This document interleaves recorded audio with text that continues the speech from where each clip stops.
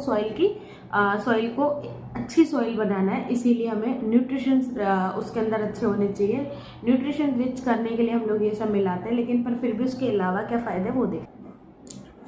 तो nutrition rich करने के लिए हम लोगों को क्या करना होता है, मैन्योर और फर्टिलाइज़र को सॉइल में मिक्स करना होता है। लेकिन मैन्योर के अगर हम लोग देखें तो मैन्योर के थोड़े से फ़ायदे ज़्यादा होते हैं कि एक तो सॉइल की जो सॉइल को होल्ड करने की जो है इन्हेंस कर देता है इसकी प्रॉपर्टी को।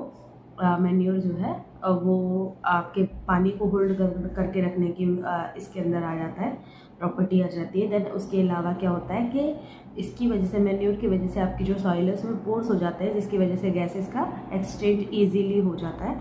और उसके अलावा बात करें हम लोग तो जो आपके फ्रेंडली माइक्रोब्स होते हैं वो उसके नंबर से यहाँ पे बढ़ जाते हैं अगर मैन्योर का यूज़ होता है। तो मैन्योर आपको पता ही है डिकम्पोज करके जो बना, कई बार क्या होता है कि हमारे पास में जो वेस्ट भी होता है, एनिमल्स का वेस्ट हो गया या फिर मानिए आपके प्लांट्स का वेस्ट हो गया, उसको अगर हम लोग एक पिट में गड्ढे में डाल करके कुछ टाइम के लिए ढक देते हैं तो कुछ टाइम के बाद में वो क्या हो जाता है, डिकम्पोज होके मैन्योर में चेंज हो जाता है। और इसको मतलब ये है कि इसके ऊपर आपको पैसे भी नहीं खर्चने पड़ते हैं, ये आपको इजीली घर में अवेलेबल हो जाता है। और फर्टिलाइज़र क्या होता है कि फर्टिलाइज़र होता है कि न्यूट्रिशंस उसमें रिच होते हैं, लेकिन वही बात है कि आपको पैसे भी वहाँ पे आपको खर्चने भी पड़ेंगे।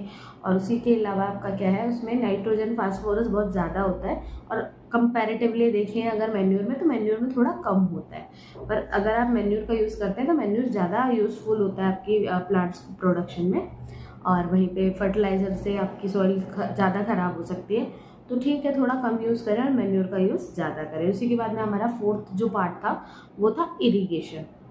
अगर हम लोग बात करें इरिगेशन को हिंदी में सिंचाई कहते हैं। सिंचाई आपको पता है कि जब तक आपने प्रिपरेशन करी, आपने प्रिपेयर करा, सॉइल को प्रिपेयर करा, फिर आपने अपना बीज को बोया है, फिर आपने उसमें फर्टिलाइज़र मैन्योर ऐड करे हैं, लेकिन क्या अब वो उग पाएंगे अच्छे से? हाँ बिल्कुल उग पाएंगे, लेकिन उसके लिए इरिगेशन की ज़रूरत होगी।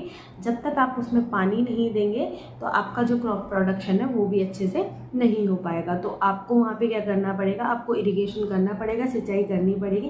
पहले आप जानते हैं कि पहले जो था ढीकली वगैरह यूज़ करके भी ना सिंचाई किया जाता था, लेकिन अब तो हमारे पास में बहुत सारे, अगर आप देखेंगे तो बहुत सारे हमारे पास क्या है, बहुत सारे टूल्स हैं आपकी इरिगेशन के लिए कि भाई इरिगेशन को अच्छा बनाया जा सके। ये आपका क्या था कि इरिगेशन हो गया, सिंचाई हो गया।